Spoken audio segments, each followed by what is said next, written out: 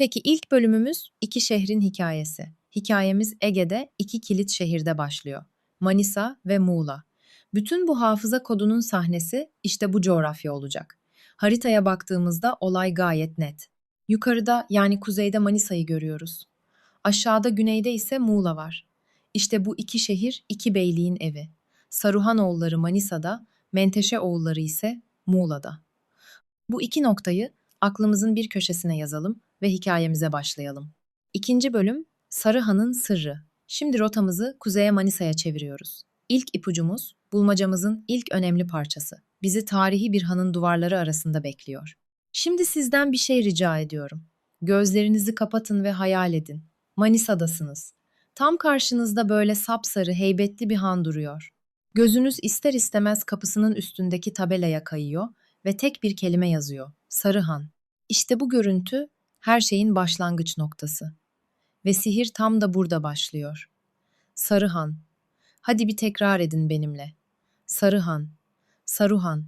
Gördünüz mü? Bu ses benzerliği bizi hiç zorlanmadan Saruhanoğulları Beyliğine götürüyor. Yani artık olay şu. Manisa'yı ve o sapsarı hanı aklınıza getirdiğinizde şüpheye hiç yer kalmıyor. Aklınıza direkt Saruhanoğulları gelecek. Bu kadar basit değil mi? Üçüncü bölümümüz Kayıp Menteşe. Tamam. Manisa ve Saruhanoğulları artık cepte ama Muğla ne olacak? Şimdi hikayemize küçük bir problem eklemenin zamanı geldi. Bizi ikinci beyliğe götürecek o küçük pürüz. Hani o sarı han vardı ya, işte onun önündeki adam bize doğru dönüyor ve şöyle dert yanıyor. Yahu evi yaptık güzelce ama kapının menteşesini nereden bulacağız şimdi? Aynen öyle. Kapının en kritik parçası eksik, menteşe. İşte bu küçücük ama çok önemli detay hikayemizin iki perdesini aralıyor. Ve dördüncü bölüm, Denizci'nin teklifi. Manisa'daki bu menteşe sorununu çözmek için ne yapıyoruz? Sahnemizi hop güneye, Muğla'ya taşıyoruz. Cevap Ege'nin serin sularından bir denizciden geliyor. Ve işte karşımızda Muğla'da bir iskele ve çözüm de tam orada duruyor. Bir denizci elinde tam da bizim aradığımız şeyi, bir kapı menteşesini tutuyor ve Manisa'daki adama doğru sanki bağırıyor. Menteşe benden. İşte bu kadar. Bu basit cümle bulmacanın kilit parçasını önümüze koyuveriyor. Bakın bu denizci aslında bize sadece bir menteşe vermiyor. Tam 3 tane kilit ipucu veriyor. Birincisi kelimenin kendisi menteşe. Bu bize direkt olarak kimi hatırlatıyor? Menteşeoğullarını. İkincisi bulunduğu yer Muğla. Bu da beyliğin merkezinin neresi olduğunu söylüyor. Ve üçüncüsü, bence en akıllıcası, kıyafeti.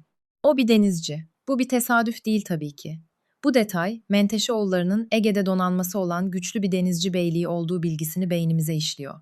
Yani beyliğin adı, kurulduğu yer ve en önemli özelliği hepsi tek bir karede, tek bir sahnede birleşiyor. Ve son bölümümüze geldik. Hafıza kodunu kırmak. Artık hikayenin bütün parçaları yerine oturdu. Gelin şimdi bu kodun bilgileri zihnimize nasıl çivi gibi çaktığını son bir kez toparlayalım. İşte bütün hikaye bu tabloda özetleniyor. Aslında Manisa'daki görsel ipucumuz neydi? Sarıhan. Bu bizi kime götürdü? Saruhanoğullarına. Peki Muğla'daki ipucumuz neydi? Menteşe. O da bizi sadece Menteşeoğullarına değil, aynı zamanda onların denizci kimliğine, yani bir donanmaları olduğu bilgisine götürdü. Gördüğünüz gibi bu basit hikaye sayesinde bu iki beyliğin adını, yerini ve temel özelliğini karıştırmak artık neredeyse imkansız. Bir düşünsenize ya, bütün o sıkıcı tarih dersleri, bütün o karmaşık konular bu şekilde öğrenilebilseydi.